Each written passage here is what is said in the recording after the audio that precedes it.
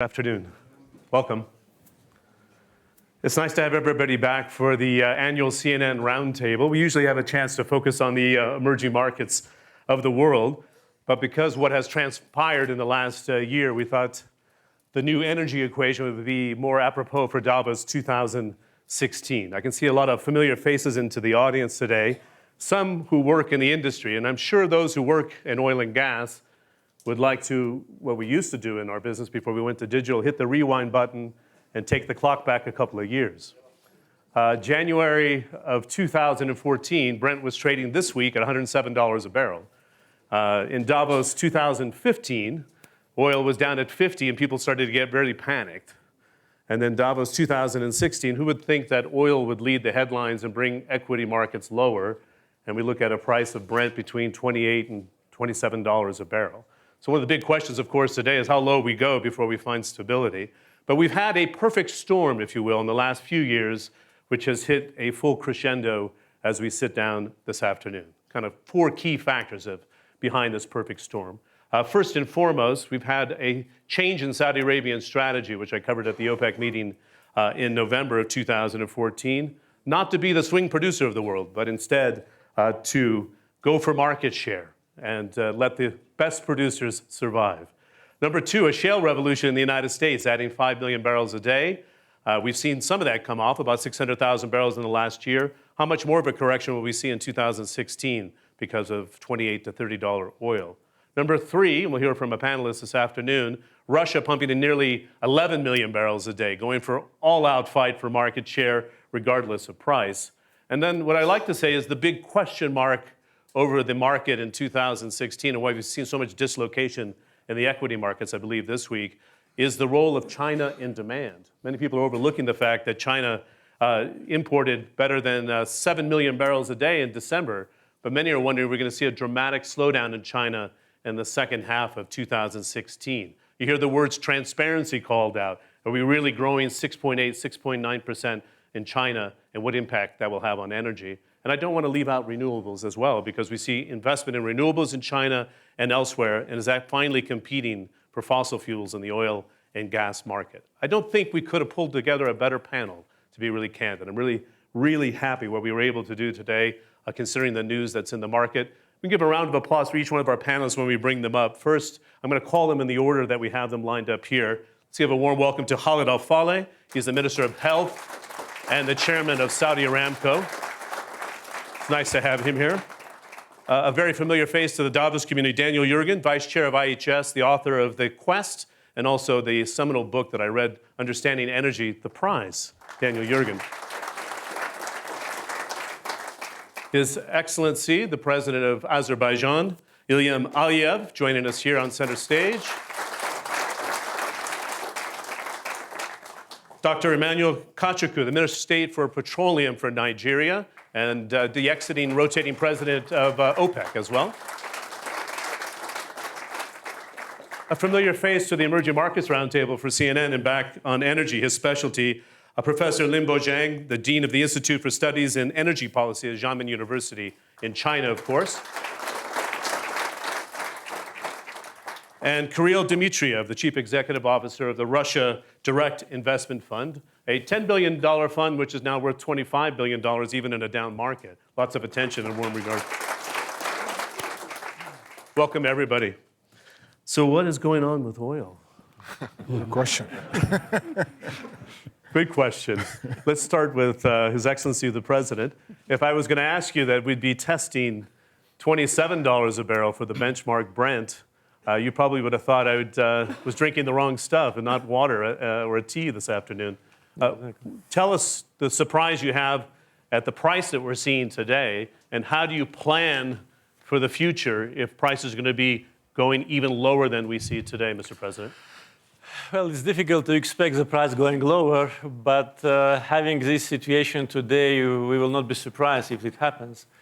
Of course, we were not prepared for that. We in Azerbaijan were preparing ourselves for so-called post-oil era in about 20 years from now. Therefore, for us, it was a surprise, and at the same time, it was a stress for our economy, because we already planned our budget at a level of $50 this year, and $90 last year. So we had to cut our expenses, our investments, and keep the social package in place. Our economy is stable and sustainable. We have large reserves in our sovereign wealth fund. Therefore, we can compensate this situation. But if the situation continues for longer, of course, it will be a big pressure on our budget. Knowing the production situation as we see it today, or the overproduction that we see in the market, Dan Jurgen, is this price justified today? Because we saw the IEA report suggesting an overproduction of about 1.5 million barrels a day. Well, I think a founder, I think it was Royal Dutch Shell in about 1915 was asked, what's the right price of oil? And he said, it's whatever it fetches in the marketplace.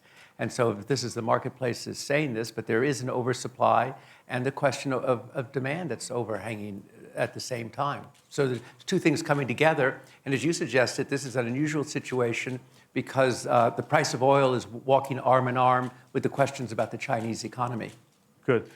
Let's answer the big question, though, first, and I'll bring in Khalid Al-Faleh as well. What are you banking on as an average price for 2016, knowing the dislocation we're seeing in the first 3 weeks of 2016 here at Davos? I don't think I would give an average price right now. So, okay. Do we have prices go lower? Well, no. I think we're in a state. It's interesting now that if you look at both the oil price and you look at all commodity prices, when we look at our indices, they're all back to where they were in December 2003, before the super cycle began in commodities.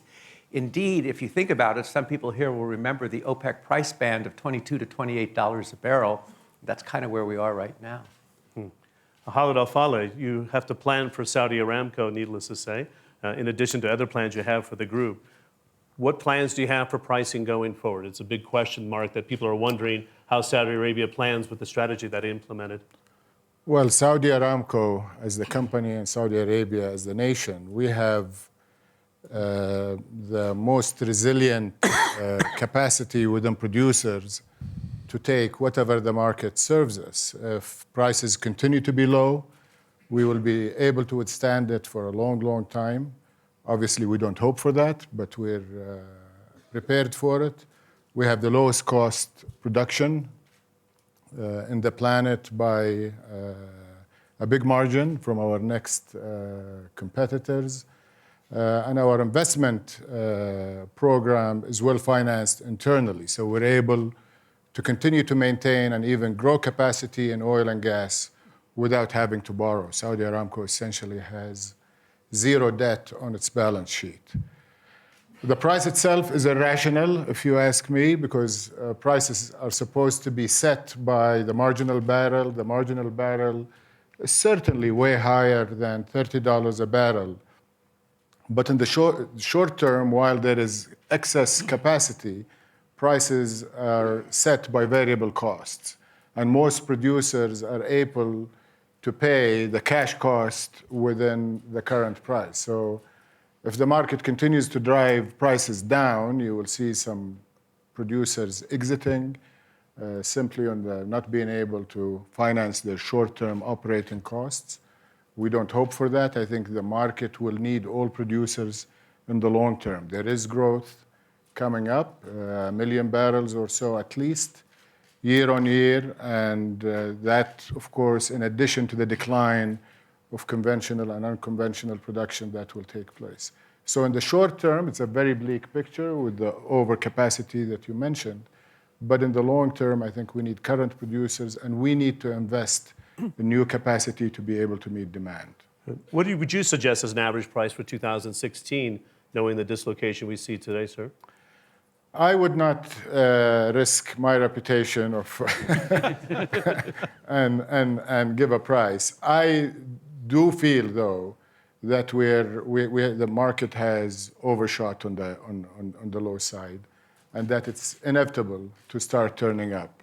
Where will we be by year end? I don't know, but certainly I would bet it's going to be higher than where we are today. Yes, John, you have to divide that year in half. The first half and the second half.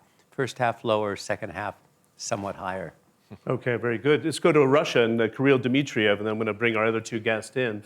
As I mentioned in my opening comments, Russia has taken a very distinctive view here, try to produce as much as possible. nearly 11 million barrels a day in December. You're fighting for market share as a country. I know you run the sovereign fund here. What is the strategy to go all out to get what you can in this sort of price climate? Well, first of all, I think we are not the only ones. Obviously, other players are going very much for the market share. And when lots of people go for market share, you have decline in the price, which we are seeing. But the good news is that the world still needs energy. 80% of energy needs are fossil fuels. So we believe that obviously oil prices will stay low for some time. And there is a trend that the growth of the economy requires half as much energy as 10 years before. So there is a long-term trend to have fewer part of growth require more energy. But we also are cognizant of the fact that $400 billion of projects were delayed in CapEx.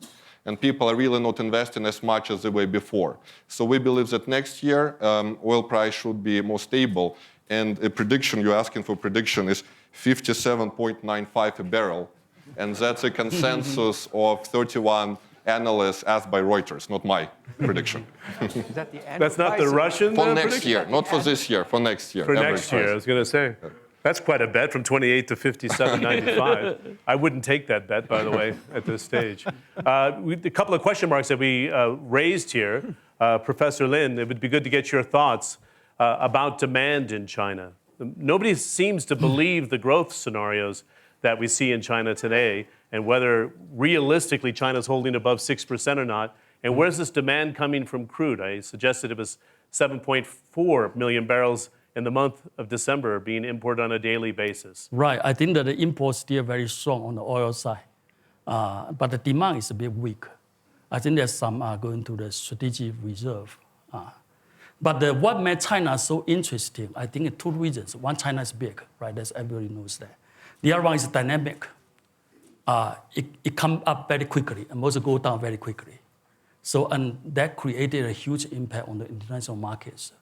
I think that what China's impact at this point is not on oil side, because the demand in oil, as I said, together with import, is still very strong at this moment. What is important, what is the problem is on others.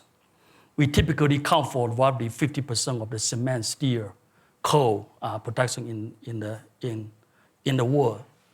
The demand is a peak at about 2011. 2012, that's down. 2013 is very good. But suddenly on 2014 is almost not there. This year is across the board negative.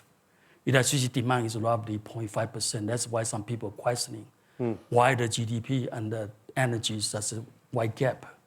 I'm not defending which number is correct, but such a wide gap is possible in China. The reason for that is the energy are so concentrated on the industry, particularly heavy industry.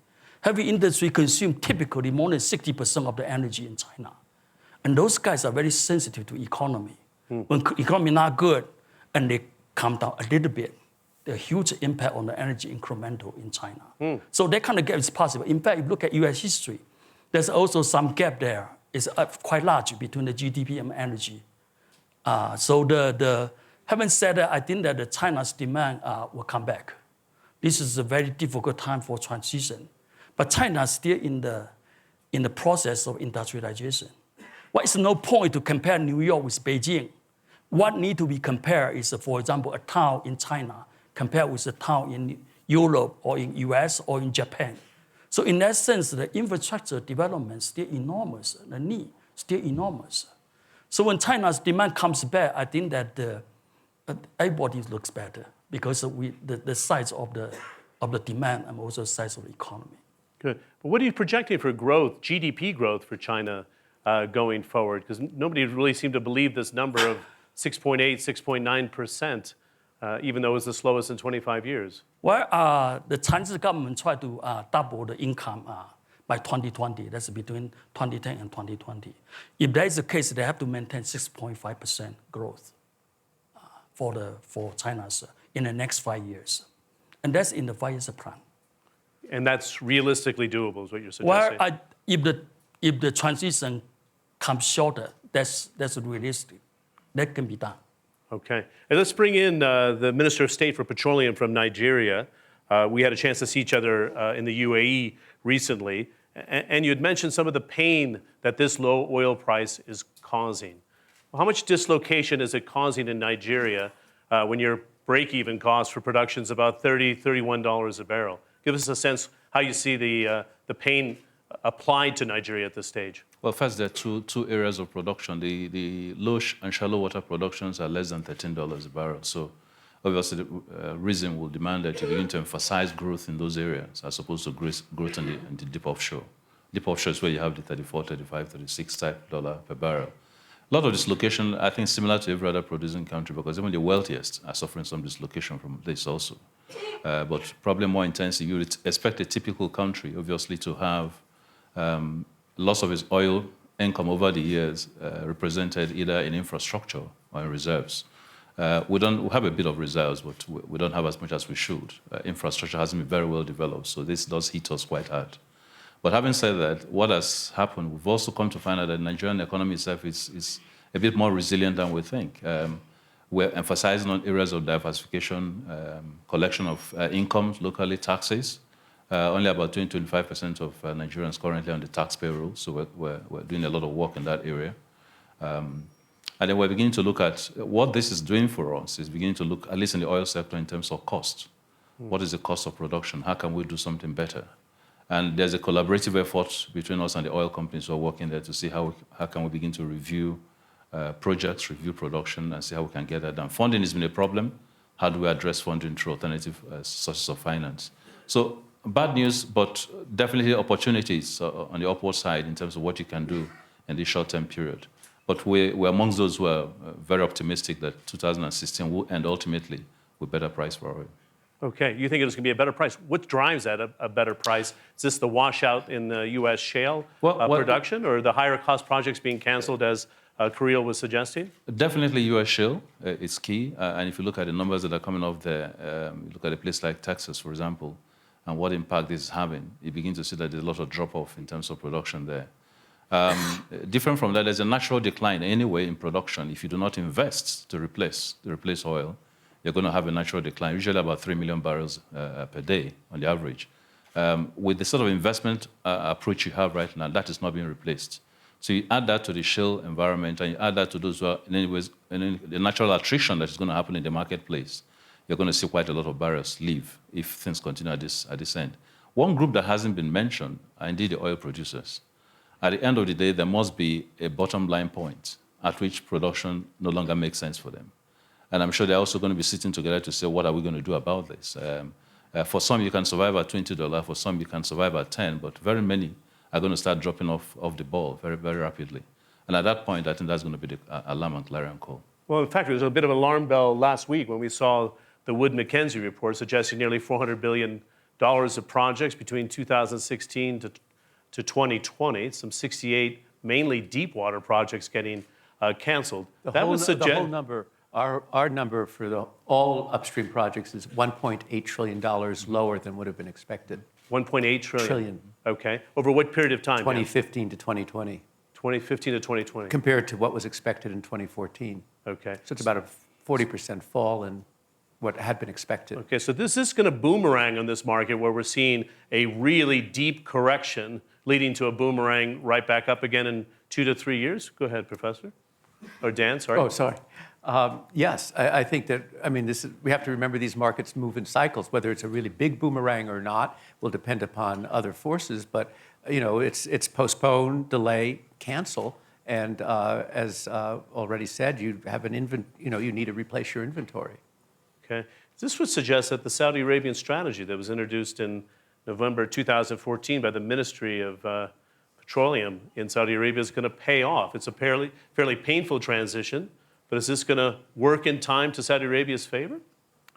Well, you mentioned in the beginning that Saudi Arabia changed its strategy, and I would take exception with this. Saudi Arabia really has never advocated that it would take the role of balancing the market against a structural, long-term imbalance situation that was emerging the last 2 years. We have played the role of sort of the reserve bank of the global oil market, stepping in when there were short-term events, the equivalent of the big financial crisis a few years ago, or the Asian financial crisis in the 90s, disruptions because of natural events or civil strife in one producer or another. We've always stepped in. What was happening the last few years is a structural divergence between supply and demand. We were starting to see reduced demand, 1 million barrels or so, and there were a host of other producers. Each one of them was aiming to produce 1 million barrels a year, and that was just not going to be sustainable. If Saudi Arabia was to assume a role of balancing the market under that condition, we would literally be producing zero today, starting 3 or 4 years ago, because the expensive oil would have continued to grow at more than 1 million barrels, plus other production coming on. So it was inevitable to let the market itself balance supply and demand, and that's what we simply allowed to do, which is the marketplace doing its thing. If you look at the pain measured by dollars in terms of how many barrels are exported into the marketplace, Saudi Arabia has experienced the highest degree of pain in terms of financial penalties. But on the other hand, we have the highest number of reserves, 20% of the global reserves, and it's in our interest that the long-term value of our resources maintain their position in the marketplace. So balancing short-term with long-term is what the Saudi Arabian strategy has been all about. Decades ago, we will continue to do it. If there are short-term adjustments that need to be made, and if other producers are willing to collaborate, Saudi Arabia will be also willing to collaborate. But Saudi Arabia will not accept the role of, by itself, balancing a structural imbalance that is happening today. Okay, you're raising a very excellent point. I'm reading between the lines here. Collaboration and cooperation. We've seen conversations take place before the OPEC meetings in Vienna with Russia attending, some other Central Asian players, Mexico participating. Isn't it high time that you see the fabled OPEC, non-OPEC cooperation take place? It's almost like you're welcoming other collaboration. Well, I mean, looking at the equity markets today, even in Asia, which is a net importing region, everybody is concerned about unreasonably low prices, which we are experiencing today. So it's not a matter of producers wanting to realize higher revenue. We need a stable price so that you can invest the kind of investments you need to replace natural decline. We produce 1 of 9 barrels that are produced around the world today, and we cannot accept a higher share of balancing supply than our pro rata ratio. So other producers would have to come forward and offer to themselves contribute to balancing the market, and Saudi Arabia, as usual, will be interested in bringing prices and supply and demand imbalance to a level that meets the interests of producers and consumers. Who's going to blink first here? Well, I mentioned in the beginning, it's not a matter of blinking. I think it's a matter of what is in the interest of all. And Saudi Arabia has the most to gain by a stable market, and we will continue to advocate that. Okay, it's a good time to bring in the Minister of State from Nigeria. You bluntly said when you were in Abu Dhabi, it's time for an emergency meeting, and you're not alone anymore. There's 3 other producers within OPEC itself, suggesting that it's time for an emergency meeting. Do you think there's going to be a rallying call to actually not just call a meeting, but to take some production from the market, from OPEC, to send a signal to other non-OPEC producers? Well, I think what is important is if you look at the trend, there are certain areas in which we all agree. One is that the price today is not the right price and shouldn't continue for too long. 2, hopefully that in 2016, some level of northwards movement on pricing will occur. How much, by how much, nobody's really certain, and nobody's ready to take a bet on that. 3, that OPEC members by themselves will not bring the needed change in the market unless there's a cooperation with non-OPEC members. I think on that we're largely agreed, irrespective of the divide. Where you have disagreement is Saudi Arabia's position, obviously, that, look, we should just let market forces dictate the direction. And the other OPEC members believe that there's a need for us to come back and traditionally do what we're known to do all the time, which is try and give a leap to the market. The difficulty, of course, is that 35% production levels, which is what OPEC holds, even if you pulled out everything that we have, it may not necessarily cause a major change in the market, especially when others continue to produce. But I think what is important is to continue to emphasize the fact that this is not the right price of oil. At this price, there's going to be so much lack of production that very soon it's going to be a cyclical thing.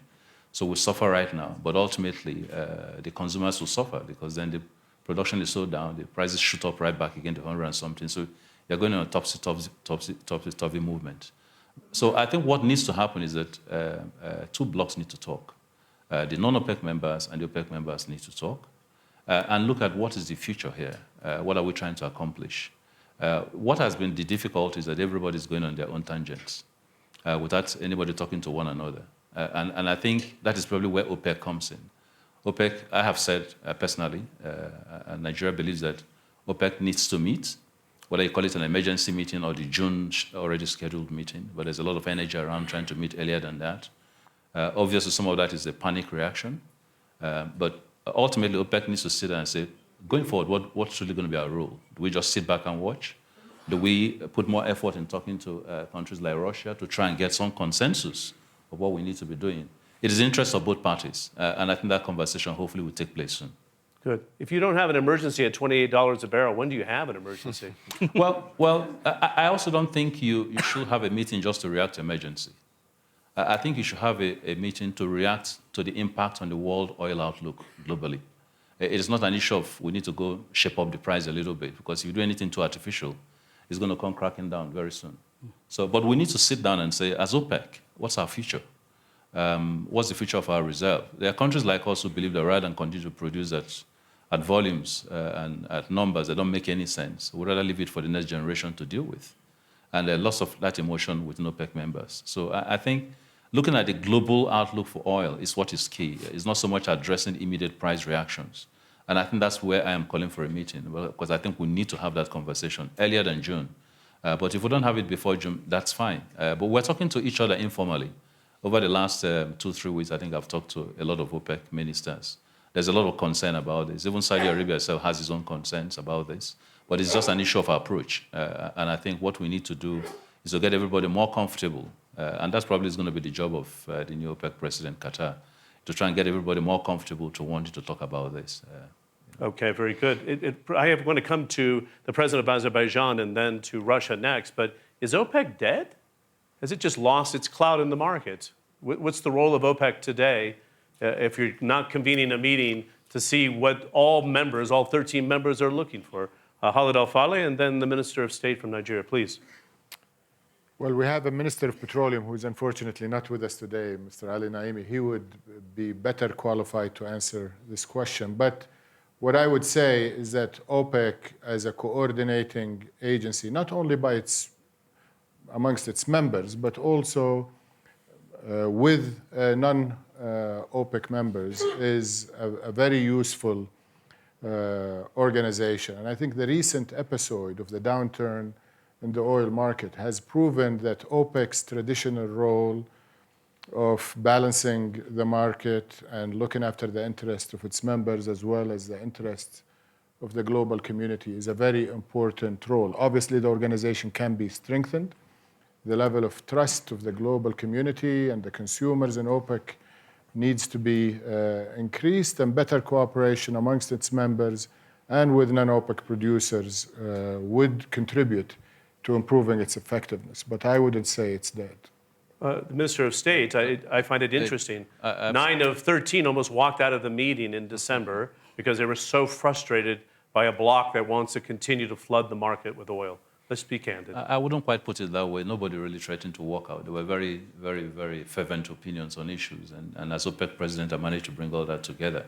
Because really, at the end of the day, everybody wants something that is good for OPEC. I think that we're agreed. In terms of the future of OPEC, no, I don't think it's dead. The mere fact that everybody continues to look for OPEC members to indicate what their position is on this issue shows you how strong they really are.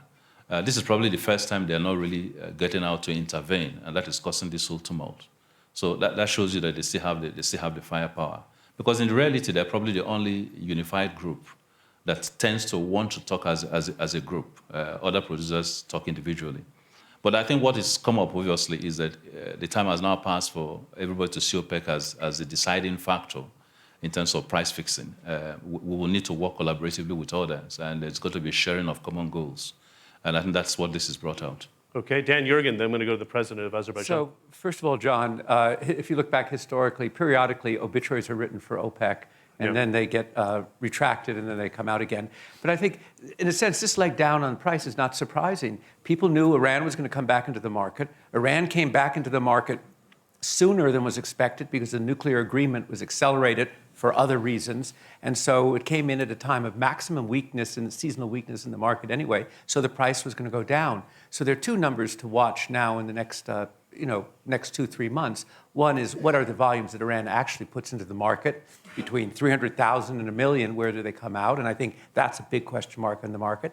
And the other, of course, is what you said at the beginning. What happens to U.S. production, which is down about 500,000 barrels a day? And what happens now in this environment between now and, say, the beginning of summer? Good. Officials from the National Iranian Oil Company said they've already tested 1 million barrels a day. And I'm not talking about the floating storage, that they can sustain an increase of 1 million barrels a day by December 2016. Do you believe the figures, Daniel? Well, I don't have any way to independently evaluate them. That's a high number. I think the consensus in the industry is that those numbers are quite high. You've seen other numbers that are much more like 300,000 barrels a day, and we'll see what decisions they make. They make money from putting more oil in the market. Price goes down, they lose money. They also have this other source of money, which is the escrowed money that comes out of the banks, which is actually a much larger number. Okay, very good. The president of Azerbaijan, we've heard from two OPEC ministers here. Minister of State and the chairman of Saudi Aramco. I'm not sure if I'm talking about your future job yet. I don't want to be accused of that because I live in the Middle East. That would be a big mistake. Sorry about that. Excuse me. Are you willing to cooperate? Well, I mean, realistically, you're producing about 800,000 barrels a day, a non-OPEC member. Have you ever reached out to OPEC and said, look, I'm suffering a lot in Azerbaijan. We need to do something about it? we are ready to do it. And actually, that was part of our discussions with some of the OPEC members. We are not a big producer, but I think that if we have more coordination between OPEC members and large non-OPEC members with respect to the reduction of production, then maybe we can have result. Because unfortunately, after every OPEC meeting, the price of oil goes down. Therefore, we are very concerned about the possible new meeting which we are planning. So maybe better not to have it. And, but that's how much confidence you have in OPEC these days. But this is and that's the rotating president who just left his job. That doesn't say too much. This is the real situation. Therefore, of course, I think, but the coordination between large non-OPEC and OPEC agreeing to reduce price and increase the level of mutual trust. Because if it doesn't happen, I think that OPEC itself would not make this decision. And without this decision, we'll have this situation and just wait when the oil price will reach its bottom. Every day we think this is a bottom, and then, you know, we see a new price for oil. And frankly speaking, this is already a little bit exhausting, also from psychological point of view, not to mention, you know, the country's need to balance the budget, to have funds for investment, and not only into oil and gas. And the difference between companies and countries is exactly this difference. We need to invest in social infrastructure. We need to invest in industrial infrastructure. And at the same time, to maintain the level of production, we need to invest in oil and gas. So this situation, of course, is not very pleasant. But at the same time, for Azerbaijan, it is a good time for reforms. And we started fundamental reforms of our financial sector, economic reforms, export-oriented non-oil economy production, and to forget about oil factor. As I said before, we were trying to prepare ourselves for this period maybe in 15, 20, 25 years from now, but now we have to do it now, and I think that we'll cope with the situation. Again, economic situation in Azerbaijan is stable. Our foreign debt is only 12% of GDP, and our foreign currency reserves are almost the same level as our GDP. Therefore, I'm sure we will manage the crisis, but of course we want to have predictable future in order to plan our budget for the next year. Good. You've had about a 70% devaluation of your currency. Yeah. It's been a very painful process, and you even had some protests in Azerbaijan as well. So this is social dislocation with that sort of correction in the last year, all caused by a plummet in oil prices. Yeah, of course, there were several factors. First of all, of course, the decline of oil price, and our national currency during the last 10 years gained weight against dollar, which was, I think, a little bit artificial. One manat was $1.3. Therefore, first devaluation was to bring manat back to 1-to-1. And the second devaluation was mainly because of devaluation of national currencies in the neighborhood. And our goods became not competitive. And it was additional burden on our budget. Therefore, it was inevitable. We tried to resist as long as we could. We lost some funds of our national bank reserves, but we had to take this measure. There were, of course, some concerns about that because it immediately reflected in the rise of consumer prices, which we import. And we're still at some goods import dependent country. Therefore, increase of the price created certain concern. It was a minor protest based on some, stress situation. People were not prepared for that. But now it's over, and I think that economic development in Azerbaijan will be sustainable. We had the fastest growing economy in the world, I think one of the fastest, 300% growth in the last 10 years. So it was too much, I think. And now it's a time that the cycles go down, and with the current situation, with the currency reserves, I think we'll manage the situation. Good.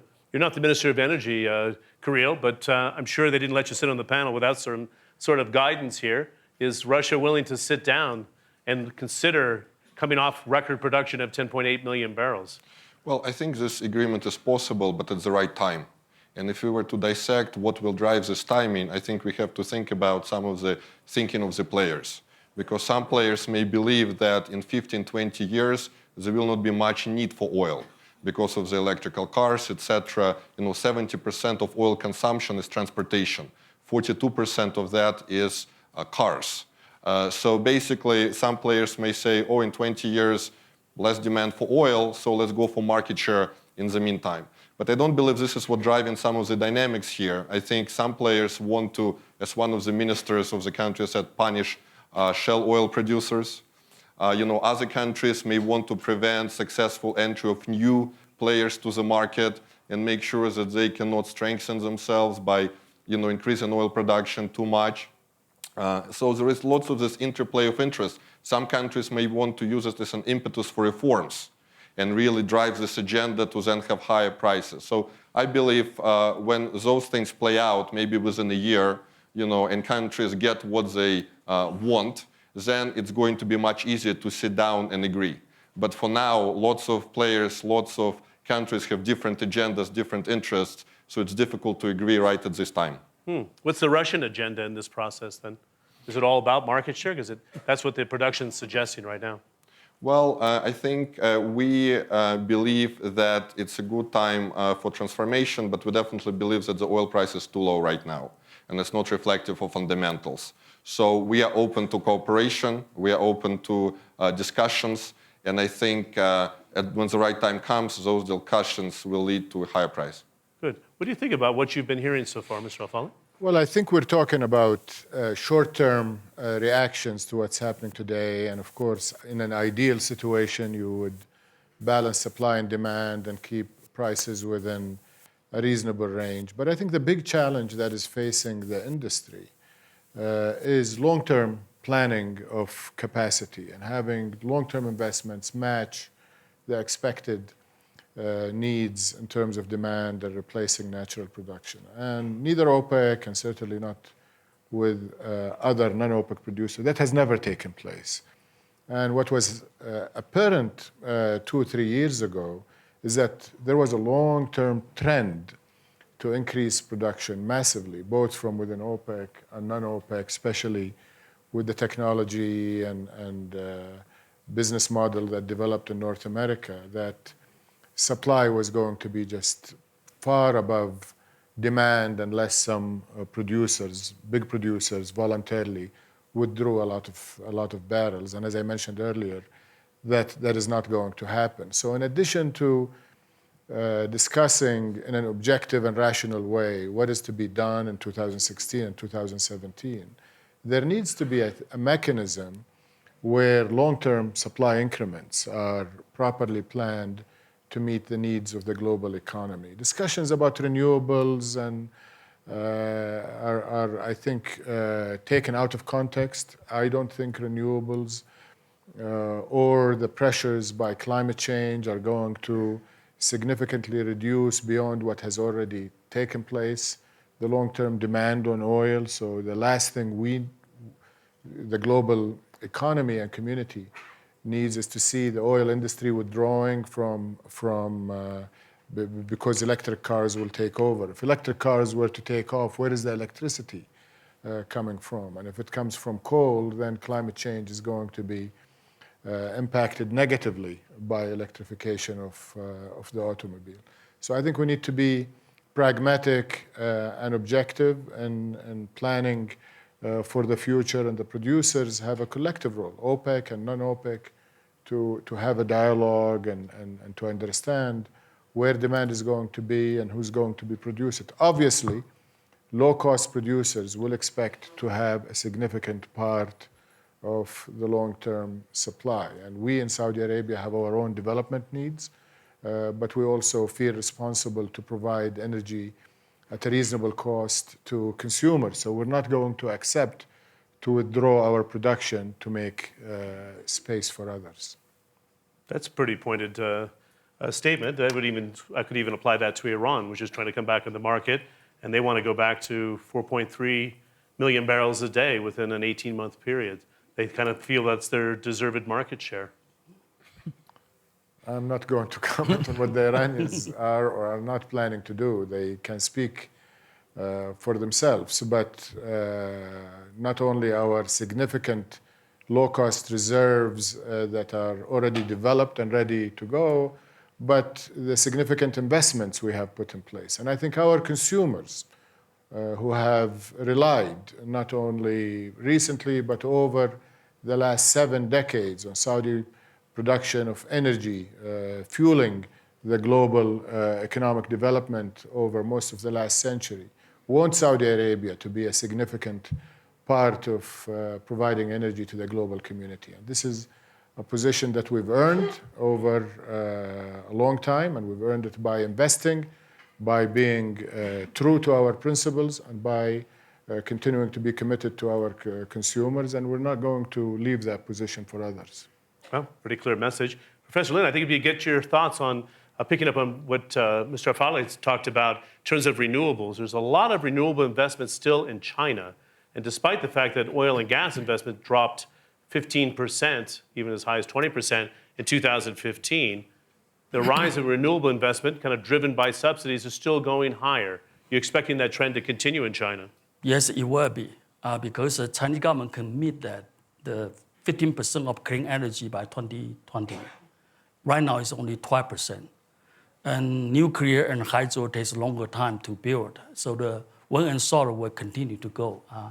I believe there's a talk by the government that this year there'll be 20 gigawatt of wind power and also 15 gigawatt of the solar, despite there's an overcapacity at this moment in the electricity sector. Right now, the overall system of electricity roughly have 20% surplus at this moment. It's because the demand suddenly come down, and then believe it or not, the capacity is still coming out. This year, we added another 60 gigawatt of coal-fired power plant into the system. The decision was made, of course, 4 or 5 years ago.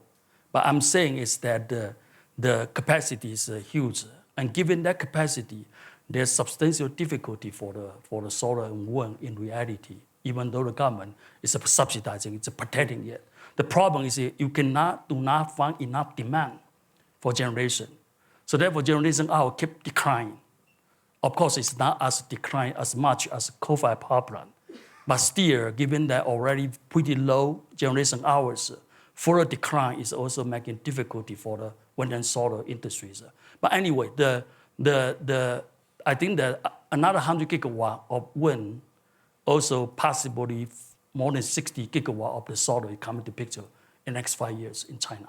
Good. I saw President Xi go to Saudi Arabia, go to Egypt, go to Iran. Russia signed a long-term 30-year contract with China. Is there too much dependency on China's demand right now?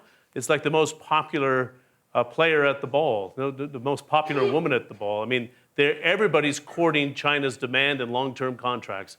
Is there a danger as China starts to slow down that there's an over-dependency, that everybody's tilting east to China? On the oil side, I don't believe so, because the per capita is quite low at this moment. And in fact, if you look at demand last year, the gasoline is okay, more than 7% increase. The major problem comes from diesel. That's related to industry. And that's what is consistent with what is the current situation right now. If the industrial production coming back, and given that China still putting 20 million of the car on the street every year, the Chinese oil demand is still there. And by the way, the Middle East is still our biggest exporter, more than 50% at this moment. Okay. Saudi coming down a little bit, but because we buy more from Russia, but still 15% at this moment, I guess. Good. John, it's not irrational. If you look at the period of the super cycle in commodities, 2003 to 2013, 45% of all the growth in world demand was in one country called China.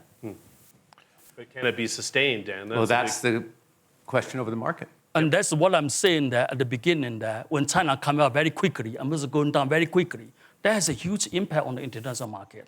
It certainly does. Holly?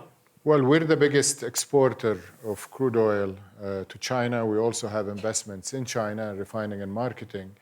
And there is a silver lining to the China story in that as they shift to a consumer-led economy and as more of the Chinese people move into the middle class and they start consuming more, petroleum products tend to gain. While heavy industry, cement and steel slows down, that's going to hurt more of the coal versus the oil. So I think light oil products will benefit from the shift that the Chinese economy is undertaking. Good. I wanted to follow up on the cash burn in Saudi Arabia in 2015. It was about $110 billion. We saw the budget for 2016. This is a change of mentality for the Saudi people.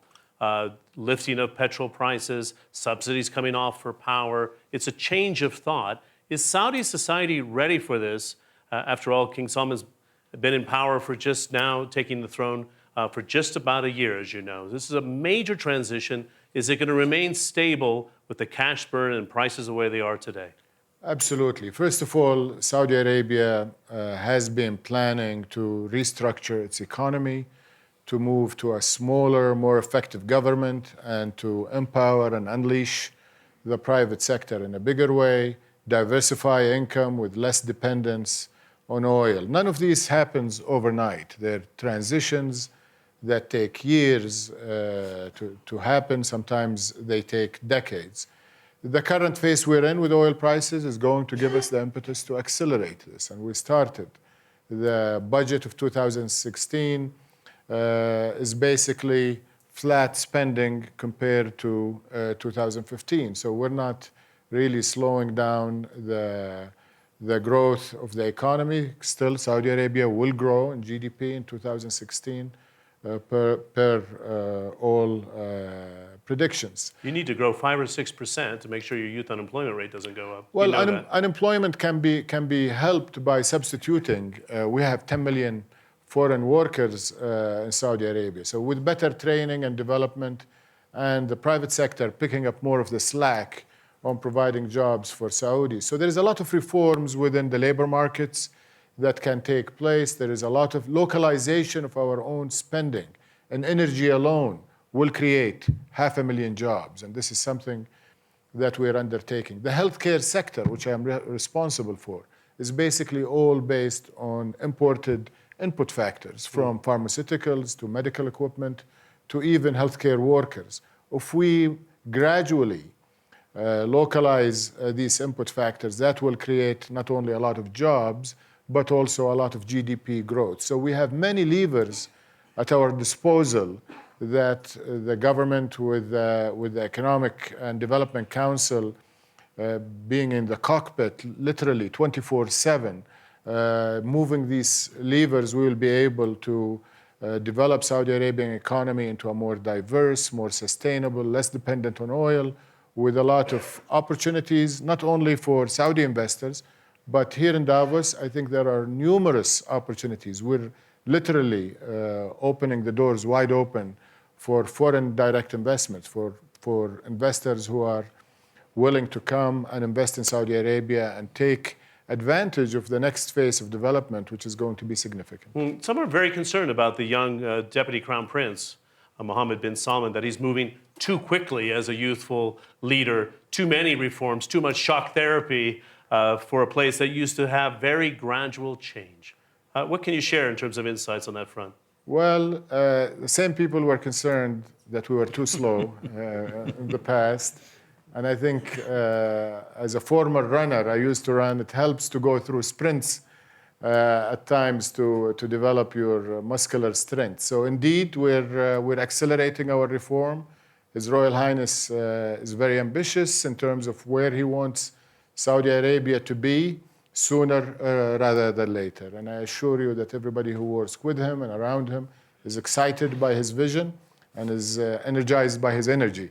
And we see opportunities left, right, and center that are waiting for us to grab. And it's not going to be the government alone. It's the government, the private sector of Saudi Arabia, and it's the global community of people who want to partner with us and like I said, take advantage in a positive way of these opportunities in a mutually beneficial manner. To reform. Go ahead, Creel.